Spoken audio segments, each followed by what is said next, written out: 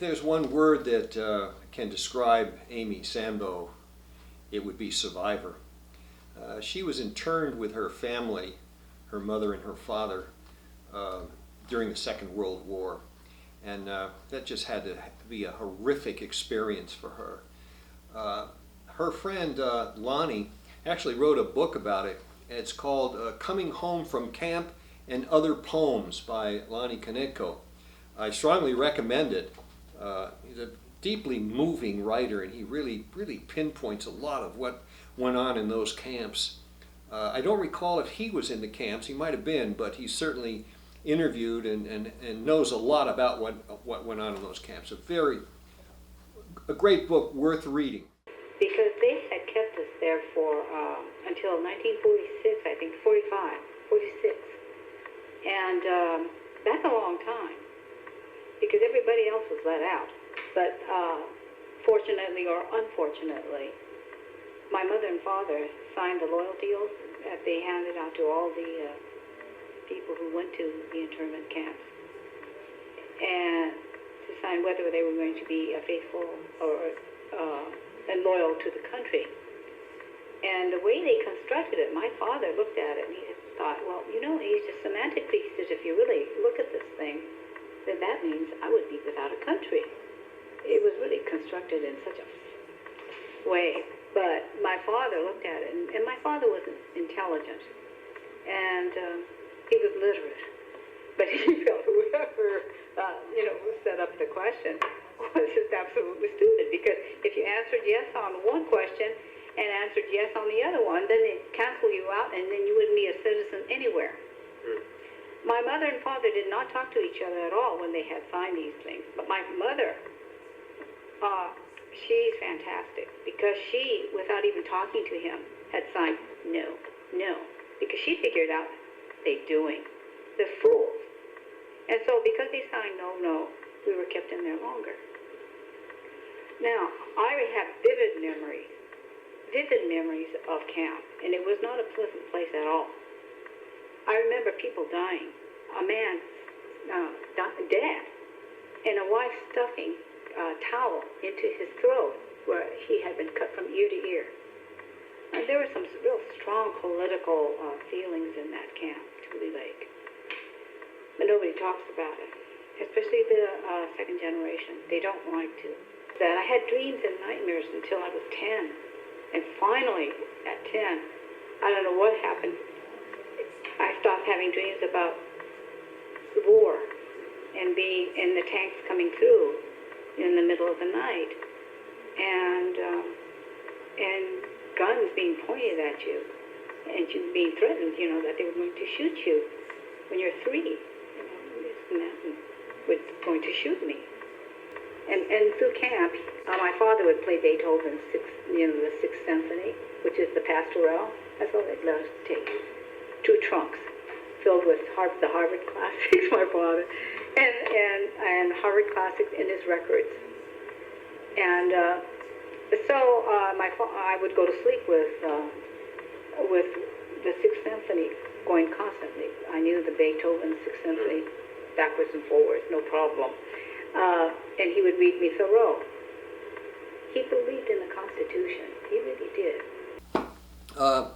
Amy, after her father, when they came over here, he went to work as a caretaker after they left the camp. So I went to work as a caretaker in Bellevue for some of the estates there. But after he died, her mother moved to what today would probably be known as a ghetto.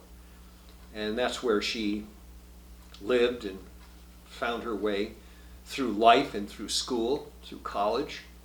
And it's just a fascinating story of survival for her. Her family had a lot of money in Japan. She told me all about it. And her family was very, very wealthy in Japan, but the money had to stay in Japan. She wasn't able to, her family wasn't able to move that money, probably because of the war. I'm not sure what it was. But she and her mother could have had a very lofty lifestyle had they moved back to Japan, but she didn't want to do it. She lived in the inner city, I guess what you'd call the ghetto, and since her mother was widowed, and worked cleaning houses.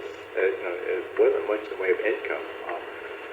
That Amy really made her own way. I mean, she had to find her own way of making money and of paying tuition and things like that. So really, maybe that was familiar for Bruce. That and we didn't recognize that. And of course, he was living with Ruby Chow. So, and I believe it was just one room upstairs somewhere. I never saw the apartment. I mean, I never. Yeah. In my years in my college years and even in my high school years of dating, I've had some awkward moments of meeting a girl that I was attracted to, especially in junior high school. I got better as time, as we all do, I got better as time went on.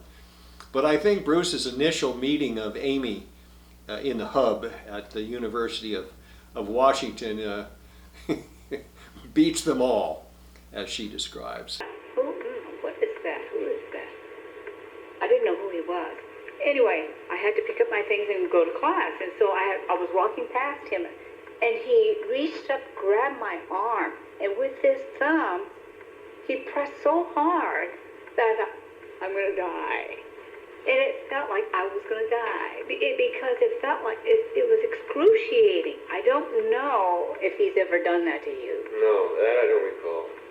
He grabbed the arm, and it was with such force that I thought, and then I kind of buckled to my knees, and I said, stop it, before I really get, puffed, and I was in absolute pain, and I dropped my bags, everything, and I said, well, thank you. He says, I'm just showing him about something or other. I had no idea what he was saying. I was just in pain. And it lasted for a week, that bruise. I mean, he had left a bruise there. And then later on, he would come up and he said, well, how do you feel? Are you okay? My name is Bruce Lee. And I thought, okay. And I was going with someone already, Japanese fellow. I would have thought that after that first meeting that it was over. I would have thought that Amy would have said thanks, but no thanks. But he, as she talks about, he kept coming. He wouldn't give up. He was really smitten by her, and he just wasn't going to give up. And I particularly love the story about him carrying her up the steps. She had injured her foot during dancing practice, and she'll talk about that. But it was an early sign of Bruce. If he wants something, he wasn't going to give it up, and I love her description of it. What made you forget about the fact that he bruised your arm for a week? Because he kept at it. He kept coming. He kept saying, oh, how is it? My name was Bruce Lee. And he was so insistent. He wanted to talk. What are you doing here? He would bring up any subject he could, just to talk. And he persisted at it. Oh, sure, absolutely. I mean, aside from the fact that he hurt you, you then accepted that what he was trying to do was really meet you, and he was awkward. Is that yes. Yeah. Oh, it was obvious that he was trying to meet me simply because he would move closer and closer to around the room. I'm observant enough that I could, tell that he was. I guess he wants to move closer to me, and I was very honest about that. Okay, and I there was no mincing of that. I think he was attracted. Not that I don't know. He was attracted, and so he moved closer. So he made amends in the strain. I mean, he made up for the fact that he bruised your arm. Yeah. And I was on crutches. Mm-hmm. Right. And I had to be on crutches for about a week. And of course, Bruce thought, fine, I'll help you. And I used to carry this bag of books. I mean, I had tons of books too, and this heavy coat. And he offered to carry me up the stairs, and I thought, no, that's okay. But he did. So, did you carry the books and my crutches? Yes, you did. You carried my crutches and my books. Thank you so much. And Bruce carried me up the stairs.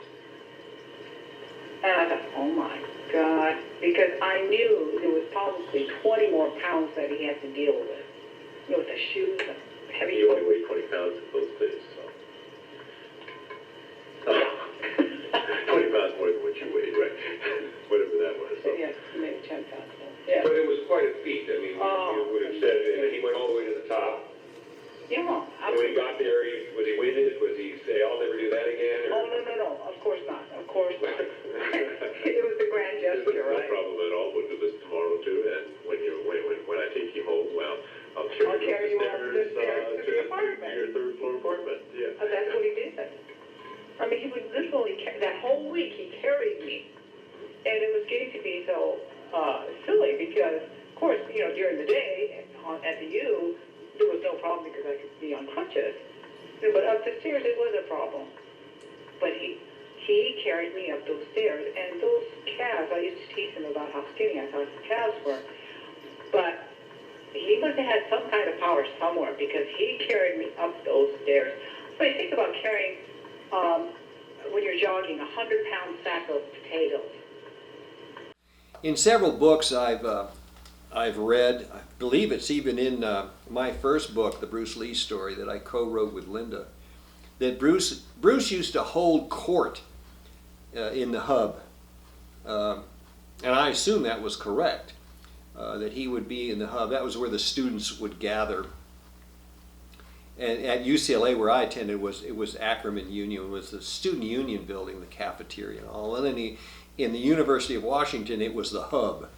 And I was told, and Bruce's fans were told, that Bruce used to hold court in the hub, and everybody used to come and gather around Bruce while he talked and shared his philosophy and so forth. Well, according to Lonny and Amy, that's not what happened.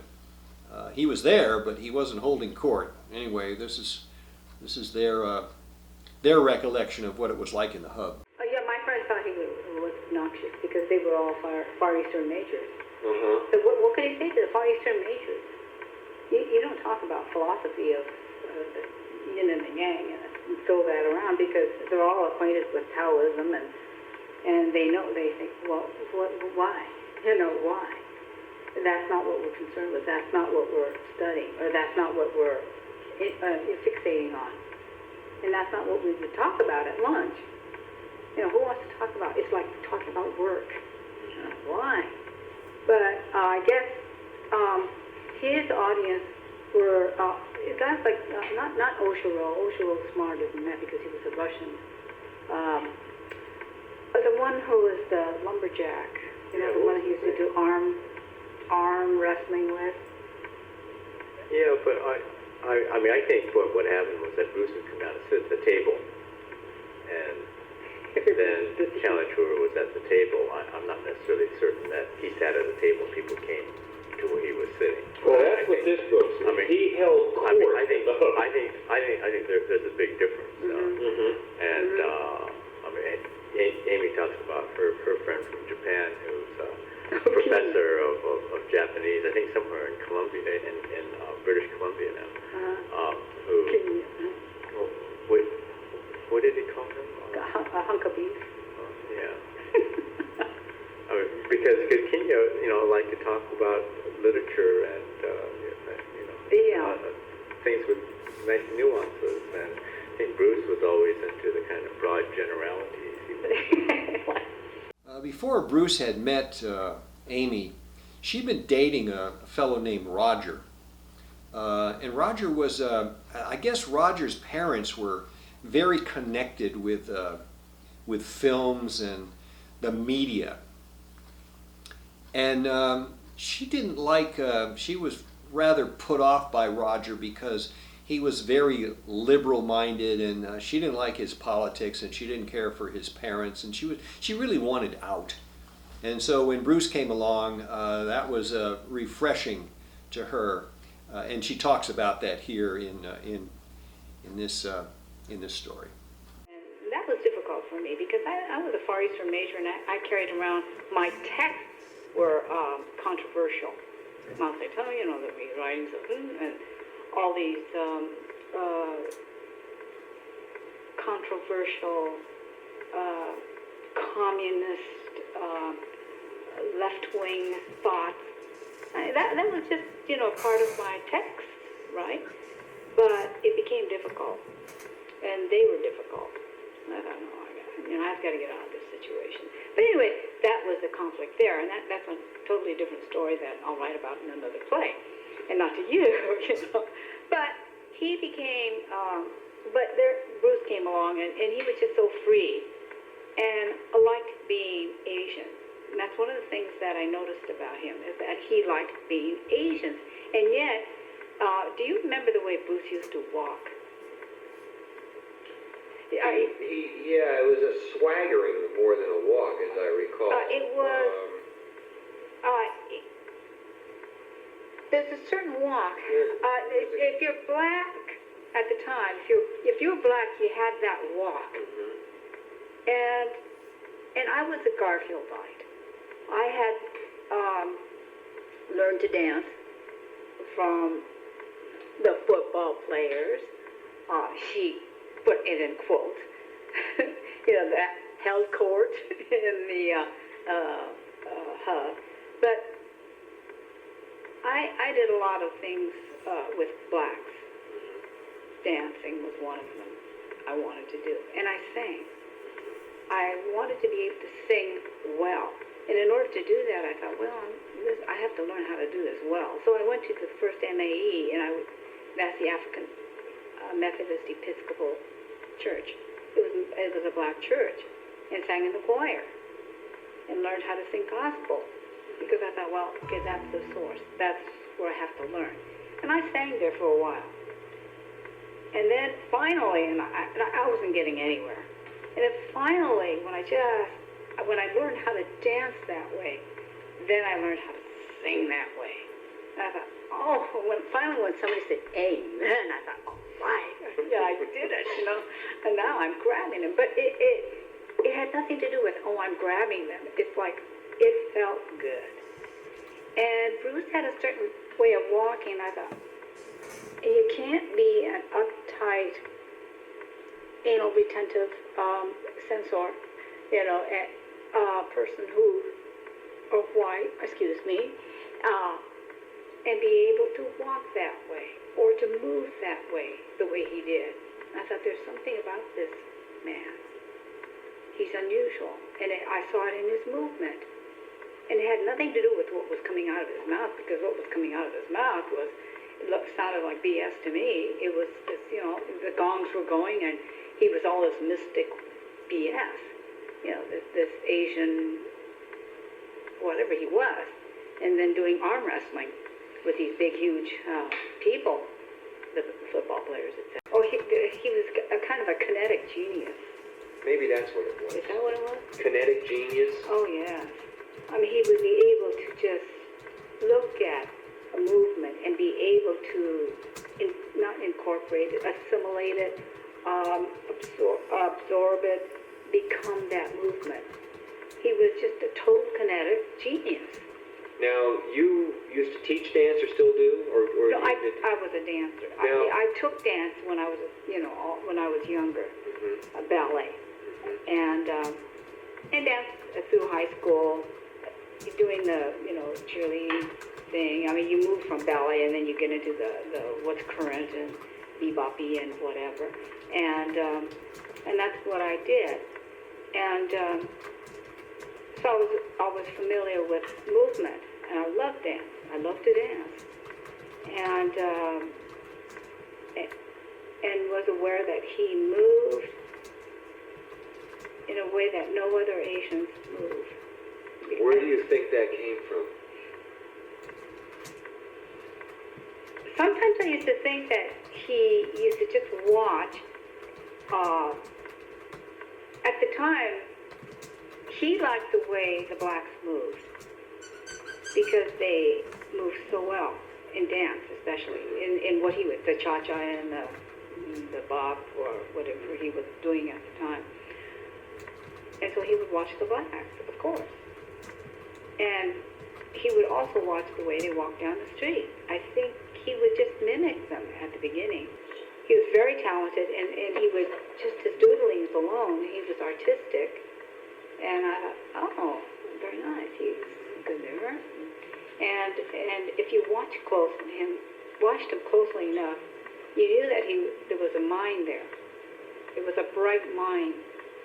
And he learned things very quickly, which might be a problem, for him. that he would get impatient. I don't know, maybe that's what happened to him. Because sometimes he would be absolutely giddy. You know how he would giggle? Mm-hmm. And sometimes he would be so enthralled with something that he would absolutely giggle. And I think, oh, that looks really good on you, Bruce. You think so? You really? And then, oh, really? Really? And he would say that. And a lot of times he would say, well, today maybe, no, I guess it was, he would say that to Lonny. Today she likes me 80%. You know? Remember that? I think it's Yeah. 60% Yeah. Roger and maybe 40% me. That was down, yes. Yeah, he would. And every day he would go to the percentages. Yeah, the percentages. It was funny. I mean, sometimes he would be absolutely giddy. And then sometimes he would see me and he wouldn't be his suave self. You know, he would pull that with all the other females. But when he would see me, all of a sudden he would just break out into this grin and he'd be giddy. And I thought, how charming. No, I'm not trying to be condescending, but that's exactly how I reacted. Oh, how cute. Many readers have mentioned to me that one of their favorite chapters in Unsettled Matters is the Seattle years, which is the years that Bruce was in Seattle, Washington, and attending the university. And one of the greatest stories in that book is the day that Bruce, with Amy, he was with Amy at the time, met Theodore Roethke.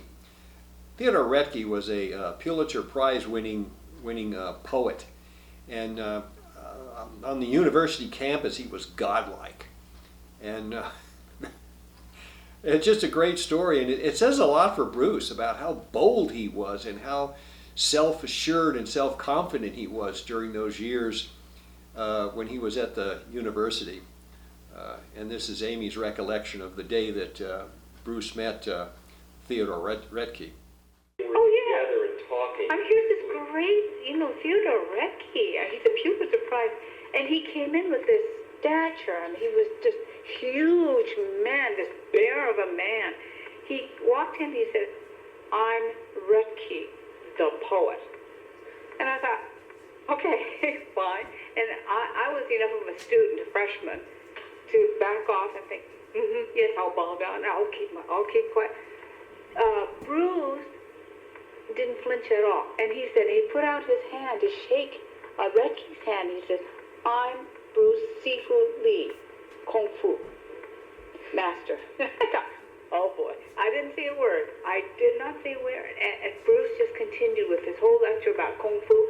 He took a chalk and he wrote it in calligraphy, in kanji, or kan. I don't know what that is. Kanji is, or kan. Kanji is the Japanese word for Chinese characters, okay. right? And he wrote Kung Fu on the board. And then I saw him go on with his lecture, and Roethke sat down in the front of desk and listened to Bruce continue for almost a half an hour, fascinated with this thing about Kung Fu. And I sat there in the second chair, a little bit over, watching Theodore Roethke listen to Bruce Lee, thinking, oh my God, this is bizarre. And when was this? 61, 62? His That first was year? 61. His first year? First year, and we were in Parrington Hall. And that was so funny because Bruce, Roethke walked in and he said, "You're in my room." and we were. We were in his room studying. I mean, there was... Roethke was probably the only person who had a classroom that was his. Oh. He had his books in there and everything else, and I don't believe anybody else taught it there.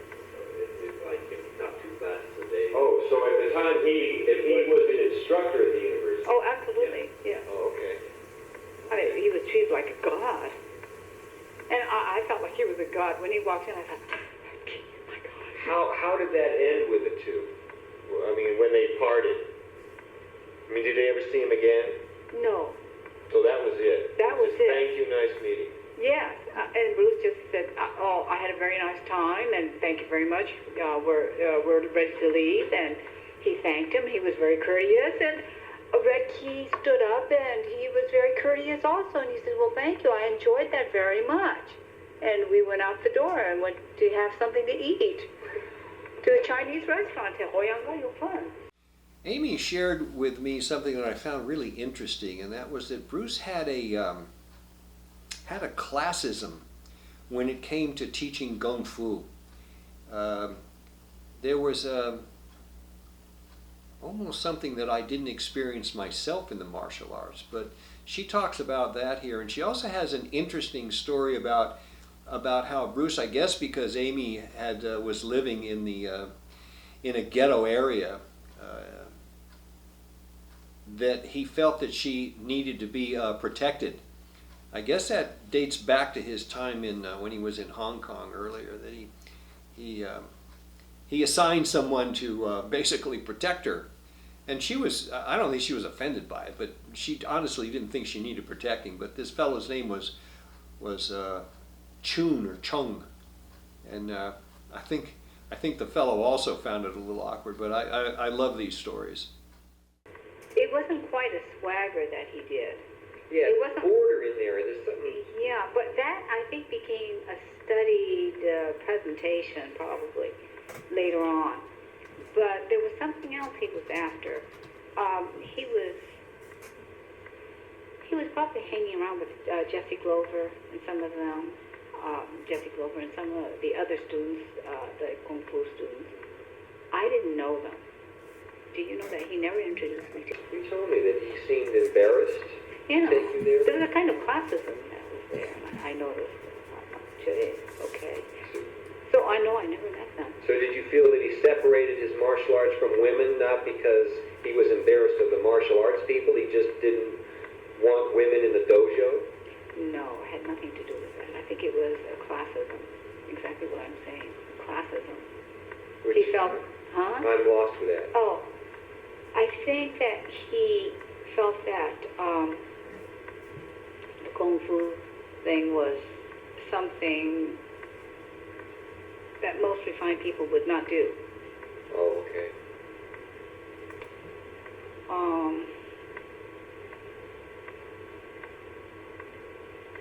There were a lot of things that were contradictions about him. Well, one that he did keep me apart from whatever was going on. If it was one of the university students who was doing the Kung Fu thing, like Chung or whatever, and I used to go down there when he was teaching Chung Lee, who was one of the students, and he was also a university student. That's fine. Then I would go to one of his classes, but that was not with Jesse Glover and Jim or any of those people, or Tacky even. It was just with the people from the UW. That was all right.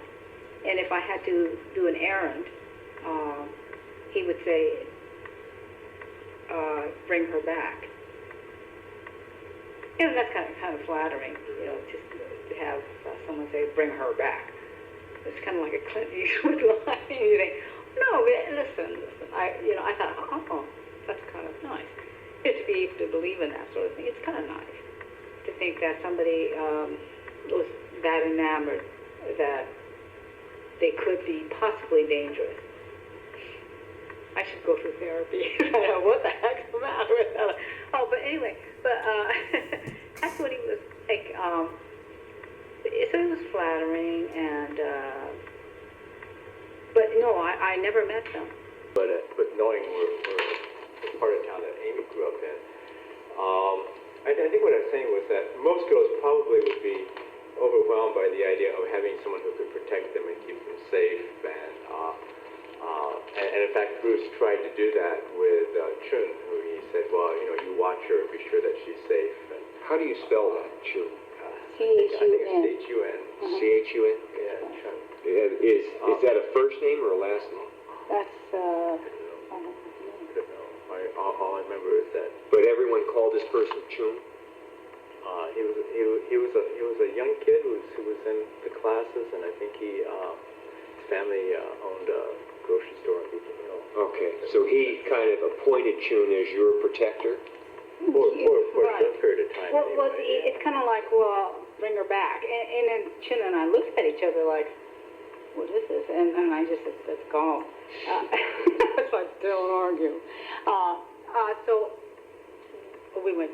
He says, what do you need? I said, I packed a gun. I don't care. I don't know. I need a cigarette. Anything. And so I said, don't bother. Don't worry. And he says, what am I supposed to do with you? I said, I don't know, Chun. Just come with me. We'll go back. And that was the extent of it. That's all. But Bruce, but in the neighborhood you lived in was a rough. I mean, where you regularly walked and were not afraid. You didn't. No, absolutely not. I mean, that's where I grew up. Yeah. So you When I felt moved to Seattle. you didn't feel that you needed a protector. No. And then you remembered something last night about walking down and somebody running down a path, or Bruce would. Yes, right, yeah. I think several times, when it's just casual on campus, a student running late to class or running to the library or something like that, and you hear the footsteps, and this is evening, and we're walking out to dinner or something, and you hear the footsteps, and so he turned very quickly and goes to his on-guard position, and goes, come on, Bruce, let's go. Oh, my, come on. Because he was always on stage, And the part about Amy is the sense that she, I don't think, ever felt that she needed any kind of protection. And certainly where we all lived is what I guess we would call the ghetto now. I mean, it's the international district, it's outside of the international district, actually. And there were houses of prostitution around. Oh, no, right next door. Yes. It used to get lively.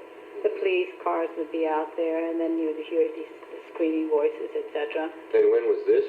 I mean. Oh, when I was growing up. Oh, When I was in junior high school and high school. It was right next to our duplex, and so it was something that was very common. The house of prostitution getting raided, and so that's what I grew up with during that period. I was kind of used to it. Because one of the things he said to me, and this is probably the first time that he was really, truly honest, he looked at me at one time, and he said, you're really mature. And I listened to that statement, and I thought, well, somebody would probably say, weren't you offended, etc.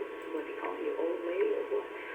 And I thought, no, what he probably meant was, you have a wisdom that other people don't have.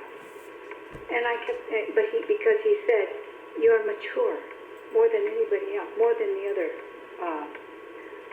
women or girls. You're just more mature. Well, you had a clearer sense of who you were, what you wanted to do. You had a clearer sense of your ethics and your principles, and you demanded those of the people around you. And I think other girls kind of went along with whatever the guy wanted to do. They were, especially the Asian girls. He saw in you tradition. Right. He didn't have tradition. He saw you with family tradition, old world values.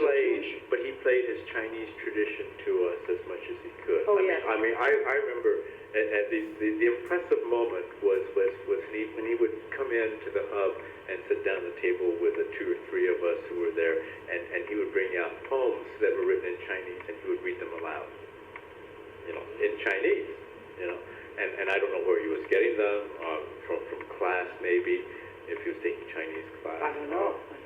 What have you, but that was one of the wonderful moments, I think, was for him to bring me to let us hear what it sounded like.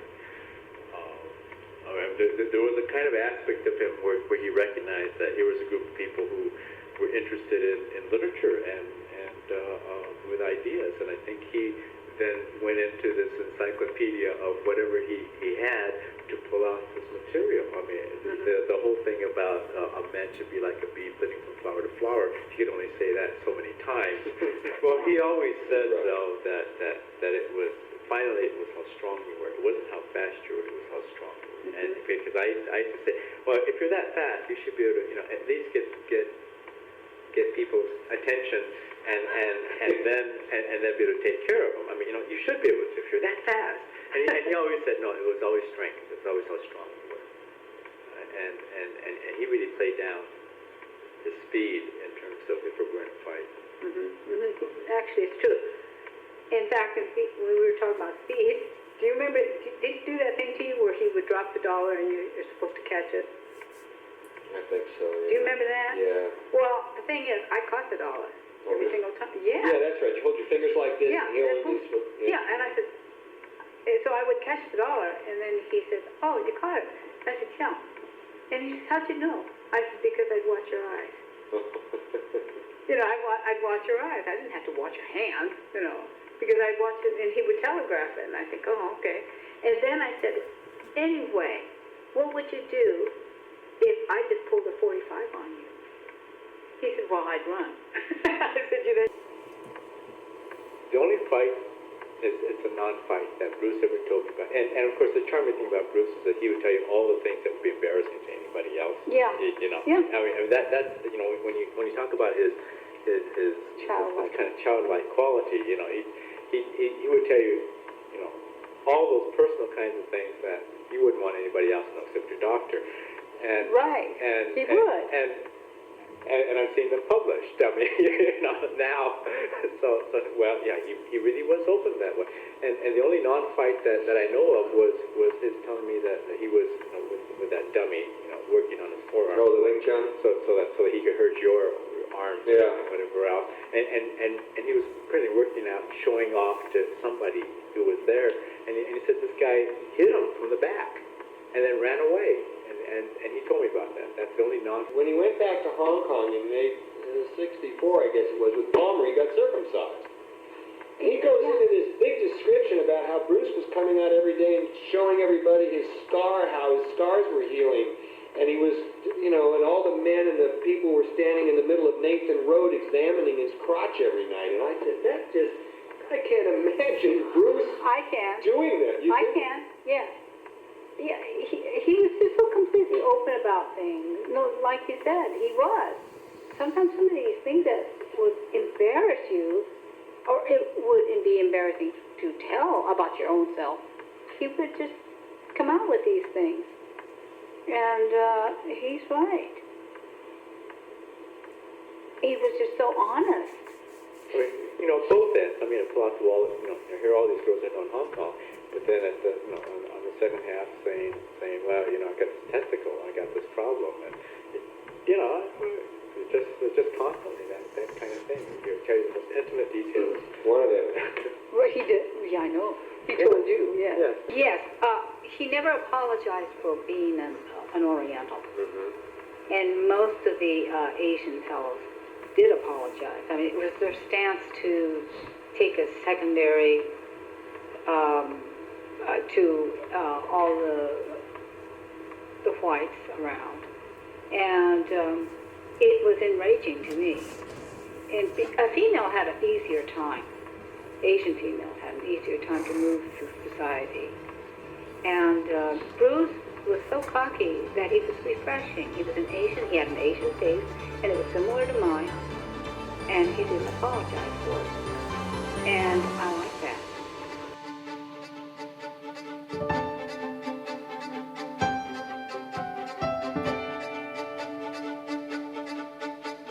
Thank you.